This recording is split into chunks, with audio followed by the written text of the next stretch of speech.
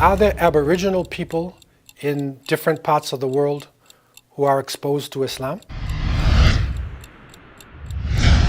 We have to recognize that the concept of being Aboriginal means the original man. In Malaysian, they would say Orang Asli, the original people. And this exists all over the planet. There are people who lived in these areas for thousands of years, and there are others who have migrated into the areas.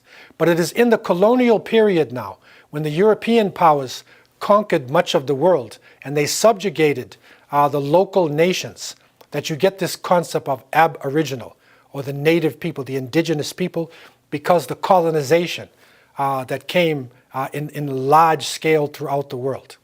And so if we look at it in this light, when Islam first went out, of course it was touching the Aboriginal people all over the world, because these are the people who are basically embracing Islam in Africa, in Asia, in Europe, even in Spain, as we understood. The Vandal people, who were the Aboriginal people of Spain, they were the main population of the Muslims in Al-Andalus for hundreds of years.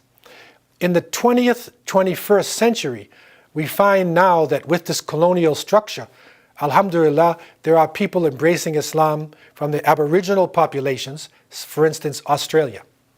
Aborigines are embracing Islam in Melbourne and in other parts. In southern Africa, the Khoisan people, the original people whose DNA goes back maybe further than anybody else, they're embracing Islam in crowds. In the Americas, there are the people who are embracing Islam, Inuit people, of the northern people wrongly called Eskimos, and First Nations people. They are embracing Islam. So there are indigenous people all over the planet who are now recognizing that Islam will take them back to their natural form of worship in an organized fashion.